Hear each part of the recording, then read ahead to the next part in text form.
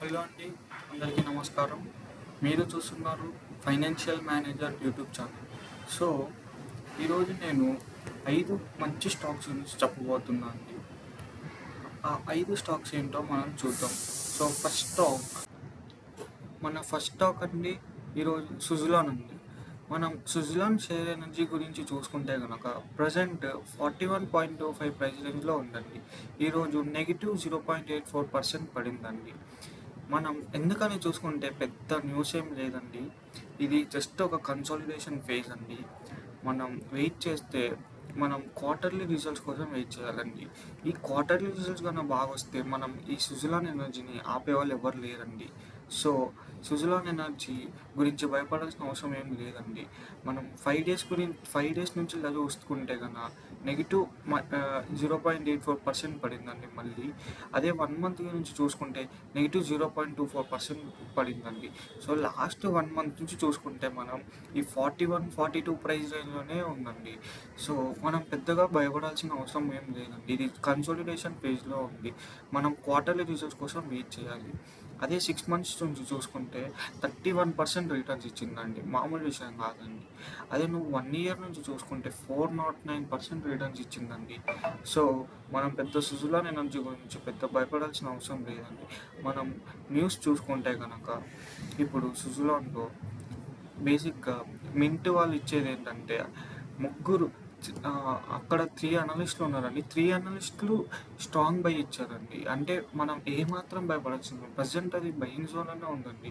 కావాలంటే మనం టెక్నికల్స్ చూసుకుంటే ఒకవేళ సుజలాన్ది ఆర్ఎస్ఐ చూసుకుంటే 51.79 ఉందండి. మనకు తెలుసు 51.79 అంటే అది బయింగ్ జోన్లో ఉందని. సో మనం ఏమాత్రం భయపడాల్సిన అవసరం లేదండి. మనం మన నెక్స్ట్ స్టాక్ చూసుకుంటే కనుక జేపీ పవర్ ఉంది.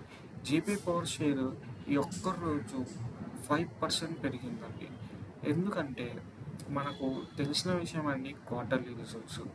క్వార్టర్లీ ఈ క్వార్టర్లీ రిజల్ట్స్ చాలా బాగా పర్ఫామ్ చేసిందండి జేపీ పవర్. మనం అదే లాస్ట్ 5 డేస్ నుంచి చూసుకుంటే 9% రిటర్న్స్ ఇచ్చిందండి. 1 మంత్ నుంచి చూసుకుంటే 24% రిటర్న్స్ ఇచ్చిందండి. అదే 1 ఇయర్ నుంచి చూసుకుంటే 241% రిటర్న్స్ ఇచ్చిందండి. సో జేపీ పవర్ చాలా మంచి స్టాక్ అండి. కావాలంటే మనం చూసుకుందాం. మనం న్యూస్ కన్నా చూసుకుంటే క్వార్టర్లీ 4 రిజల్ట్స్లో 588 crore ప్రాఫిట్ అండి. 588 crore ప్రాఫిట్ అంటే చాలా వాల్యూ అండి ఇది. సో అందుకే ఒక్కసారిగా జేపీ పవర్ మనం చూసుకుంటే కనుక 5% పెరిగిందండి.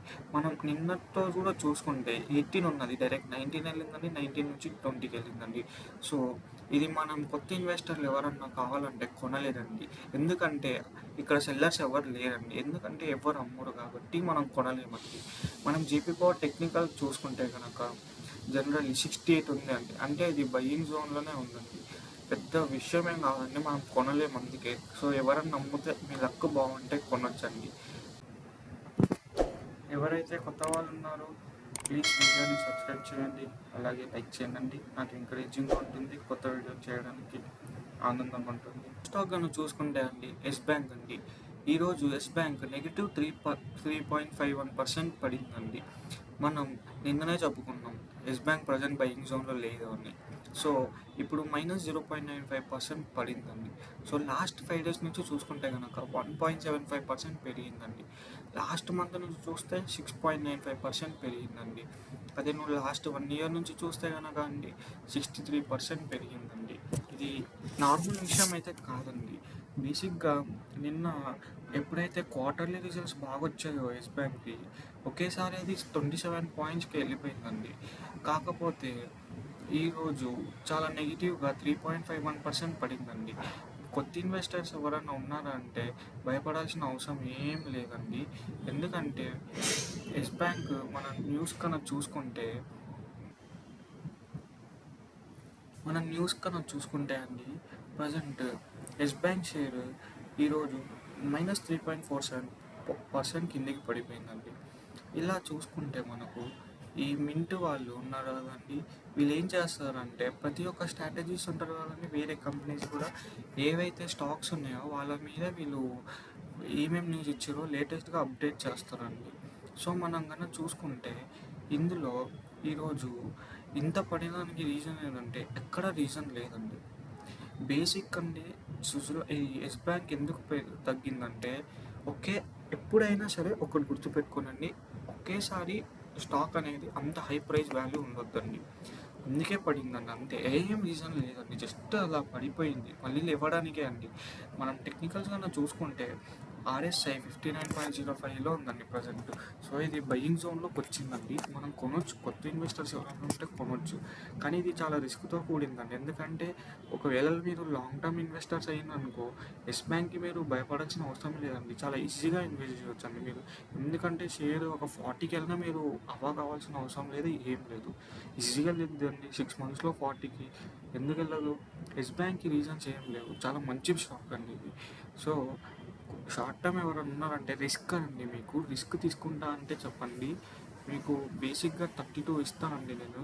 32 అనేది మీకు టార్గెట్ ఇస్తానండి. ఒకవేళ ఇది 28, 29, 30 మూడిట్లో ఏ ప్రైస్‌కి వెళ్ళినా సస్టైన్ అయినా 32కి ఈజీగా వెళ్ళిద్దండి.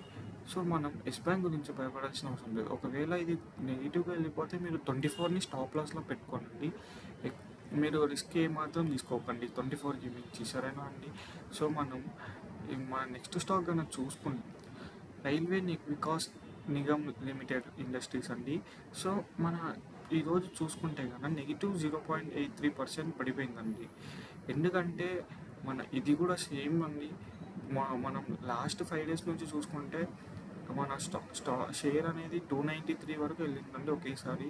వెళ్ళడంలో తప్పు లేదు, కానీ ఒకేసారి అలా వెళ్తే ఏమాత్రమైనా కన్సోలిడేషన్ ఫేజ్ కోసం పడిద్దండి. సో ఇది పడిందంటే దీని మీద ఇప్పుడు ఒకవేళ ఎలక్షన్స్ దీని మీద చాలా భారీగా చూపించిద్దండి ఎఫెక్ట్. మనం కన్నా చూసుకుంటే లాస్ట్ మంత్లో 9.42% ఇచ్చిందండి రిటర్న్స్.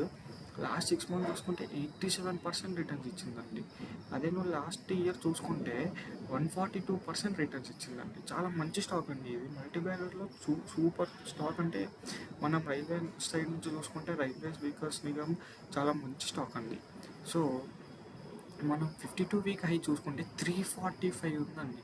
సో మనం షార్ట్ టర్మ్ టార్గెట్ దీనికి ఒక 300 ఇచ్చుకోవచ్చు అండి ఆరామ్సే. 300 చాలా ఈజీగా వెళ్ళిద్దండి. కాకపోతే మీరు బయ్యర్స్ ఎవరైతే ఉన్నారో వాళ్ళు చాలా జాగ్రత్తగా ఉండండి. ఎందుకంటే మీరు డిప్పులో కొనడానికి ట్రై చేయండి. హై ప్రైస్లో కొనడానికి చూడొద్దు.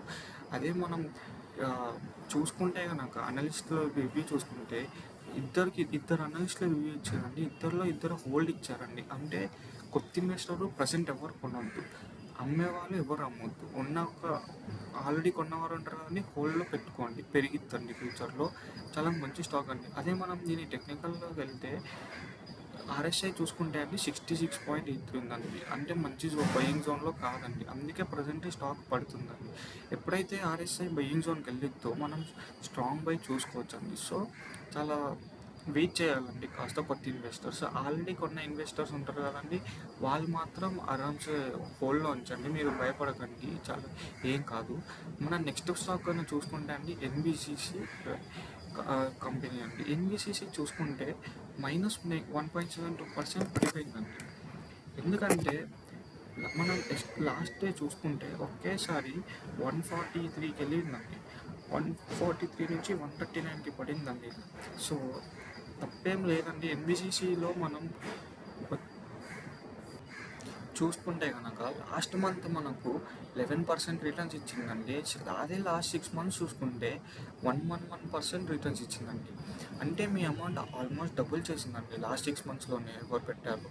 అదే నువ్వు న్యూస్ కన్నా చూసుకుంటే అండి మనం ఎవరైతే అనలిస్టులు ఉన్నారో కొనేవాళ్ళు ఉంటే కొన్ని ఛాన్స్ ఉందండి. ఒక్కరే బయింగ్ రేట్ ఇచ్చిరండి, ఒకరేమో హోల్డ్ రేట్ ఇచ్చిరండి, ఇద్దరేమో స్ట్రాంగ్ సెల్ ఇచ్చిందండి, నలుగురు అనలిస్టులు. సో ప్రజెంట్ కొత్త బయర్స్ ఎవరన్నా మీరు వెయిట్ చేయండి. ఎప్పుడైతే అది బయింగ్ జోన్కి వచ్చిందో, సో ఆల్రెడీ కొన్న వాళ్ళైతే హోల్డ్లో ఉంచండి. మనకు తెలుసు, మనం కన్నా ఒకవేళ దీనిలో షేర్ హోల్డింగ్ కన్నా చూసుకుంటే అండి 61% ప్రమోటర్స్ ఉన్నారండి. సో ఏమాత్రం భయం లేదండి దీనికి. మ్యూచువల్ ఫండ్స్ చూసుకుంటే 2.98% హోల్డింగ్స్ ఉన్నాయండి వాళ్ళకి. అదే డిఐఏ అండ్ ఎఫ్ఐఐ చూసుకుంటే 4.33 అండ్ డిఐఏ 9.94 ఉన్నాయండి. సో ఇది చాలా సేఫ్ కంపెనీ అండి మనం ఇన్వెస్ట్ చేయడానికి. ఏంటంటే మీరు రైట్ టైం చూసుకోండి ఇన్వెస్ట్ చేయడానికి. మీరు ఒకవేళ దీని టెక్నికల్ అనాలిసిస్ చూస్తే ఆర్ఎస్ఐ 61.78 ఉందండి. అంటే ఇది ఇంకా బయింగ్ జోన్కు రాలేదండి, వస్తుంది మెల్లిమెల్లిగా. సో మీరు ఎప్పుడైతే దీన్ని బయింగ్ జోన్కి వచ్చిద్దో అప్పుడు మీరు బాగా చూసి కొనండి. ఎప్పుడైతే మీరు ఈ నిన్న ఎప్పుడైతే షేర్ బాగా పెరిగిందో క్వార్టర్లీ రిజల్ట్స్ వల్ల అండ్ నవరత్న న్యూస్ వల్ల ఒకేసారి హ్యూజ్ జంప్ ఇచ్చిందని. అలా ఇచ్చినప్పుడు డెఫినెట్లీ సెల్లర్స్ ఉంటారు కదా, అంత ప్రైస్కి వచ్చినప్పుడు సెల్లర్స్ ఆల్రెడీ కొన్న వాళ్ళు అమ్మేస్తారండి ప్రాఫిట్ బుకింగ్ అవ్వగానే ఇలా పడిపోతుందండి.